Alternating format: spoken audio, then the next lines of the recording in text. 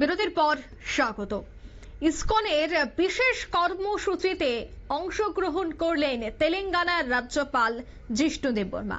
ভারতবর্ষের 10টি প্রদেশের 35টি জনজাতি গোষ্ঠীর প্রায় 2500 ভক্তের সমন্বয়ে পালিত হয় নবমতম ট্রাইবাল কনভেনশন।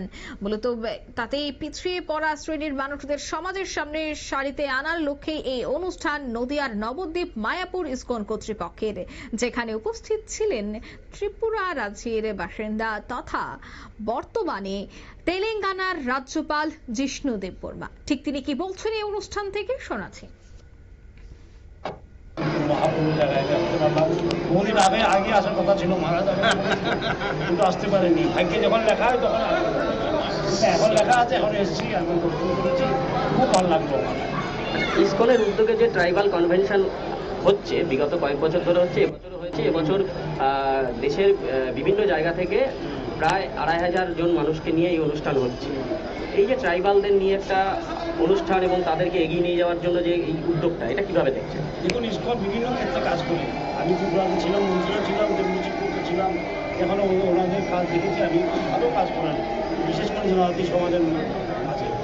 তাই এই ট্রাইবাল কনভেনশনটা হলো জনজাতিকে একসঙ্গে নিয়ে আসা, নিয়ে এসে মায়াপুর ধামে ওদেরকে রাখা, ওদের সঙ্গে কথা বলা, ওদেরকে দেখানো এবং ওদের কি সাংস্কৃতিক উৎসব করানো, এইসব নিয়ে ট্রাইবাল কনভেনশন হয়। এটা নবম 9th ট্রাইবাল কনভেনশন হচ্ছে।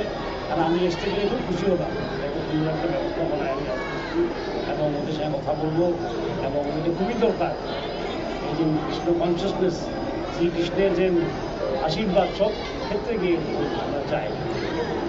আর বিশেষ করে জনজাতিদের মধ্যে এবং ট্রাইবালের মধ্যে আমাদের ইসকনের কাজ প্রচুর কাজ আছে। এবং স্বামীজি আমাকে বলছিলেন বিভিন্ন রাজ্য থেকে, ছত্তিশগড়, ঝাড়খণ্ড, ত্রিপুরা, মেঘালয়, সব রাজ্য থেকে এসছে অনেক জনজাতি ভাই বোনরা। ওদের সঙ্গে কথা বলা, ওদের সঙ্গে সংস্কৃতিক উৎসব দেখা এবং একসঙ্গে খাওয়া দাওয়া করা, ভোজন করা, এটা খুবই আনন্দের ব্যাপার এবং খুব ভালো আমাদের সংস্কৃতিতে।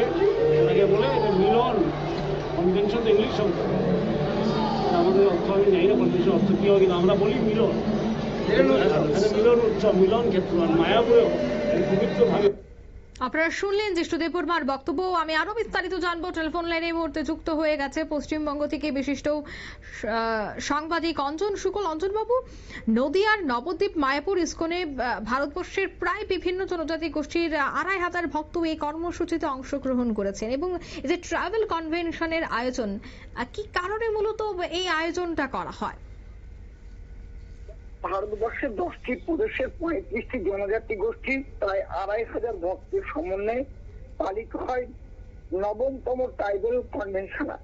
মূলত পিছিয়ে পড়া শ্রেণীর মানুষদের সমাজের সামনে সারিতে আনার লক্ষ্য নিয়ে এই অনুষ্ঠান নদিয়ার নবদ্বীপ মায়াপুর ইসকন কর্তৃপক্ষের।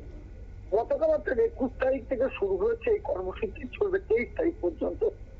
এই 3 দিন চলবে অনুষ্ঠান। ভারতবর্ষের বিভিন্ন রাজ্যে বিভিন্ন জনজাতি রয়েছে যারা বর্তমানে সমাজ থেকে এখনো অনেক পিছিয়ে রয়েছে। মূলত তাদের মধ্যে এখনো পর্যন্ত ঠিকভাবে শিক্ষার আলো প্রবেশ করতে পারেনি। সাংস্কৃতিক দিক থেকেও তারা অনেকটা পিছিয়ে রয়েছে। পাশাপাশি সরকারের বিভিন্ন উন্নয়ন থেকেও তারা বঞ্চিত। বিদ্যুৎ পরিষেবা থেকে শুরু করে যাতায়াত ব্যবস্থা থেকেও তারা বঞ্চিত হয়ে রয়েছে। মূলত সেই সমস্ত জনজাতির কথা মাথায় রেখে তাদেরকে শিক্ষার আলো এবং বিভিন্ন পরিষেবা যাতে তারা পায়, সেই লক্ষ্য নিয়ে এই কর্মসূচির আয়োজন করে ইসকনের তরফে। নদিয়ার নবদ্বীপ মায়াপুর ইসকনে ভারতবর্ষের প্রায় বিভিন্ন জনজাতি গোষ্ঠী প্রায় 2500 ভক্ত এই কর্মসূচিতে অংশগ্রহণ করেন। একইভাবে শেষ দিনের কর্মসূচিতে গতকাল মায়াপুর ইসকন পদার্পণ করেন ত্রিপুরার প্রাক্তন রাজ্যপাল ও বর্তমান তেলেঙ্গানার রাজ্যপাল বিষ্ণুদেব ভার্মা। তিনি এই কর্মসূচিতে যোগদান দিয়ে বলেন, তিনি একজন জনজাতি সম্প্রদায়ের মানুষ। মায়াপুর ইসকন যে উদ্যোগ গ্রহণ করেছে তার সত্যি প্রশংসনীয়। এ বিষয়ে মায়াপুর ইসকনের জনসংযোগ আধিকারিক রশিদ গৌরঙ্গ দাস বলেন, ইসকন কর্তৃপক্ষের মূল লক্ষ্য বিভিন্ন পিছিয়ে পড়া জনজাতিদের সামনে সারিতে নিয়ে আসা। এই প্রথম নয়, পরপর 9 বছর ধরে এই লক্ষ্য নিয়ে এই কর্মসূচির আয়োজন চলছে।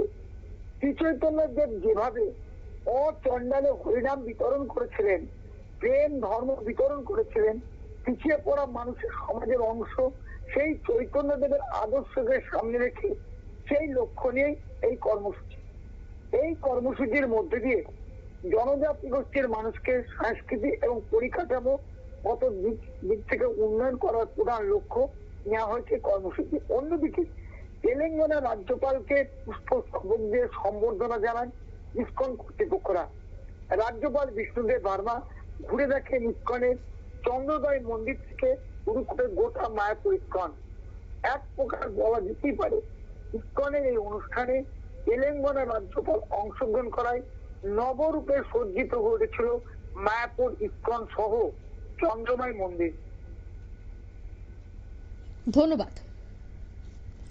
অর্থাৎ ইসকনকে সাজিয়ে তোলা হয়েছিল, যেখানে উপস্থিত ছিলেন তেলেঙ্গানার রাজ্যপাল জিষ্ণু দেববর্মা। তার উপস্থিতিতেই এই বিশেষ অনুষ্ঠানের আয়োজন করা হয়েছে, যেখানে প্রায় 2500 জনজাতি ভক্ত এই বিশেষ কর্মসূচিতে অংশগ্রহণ করেন।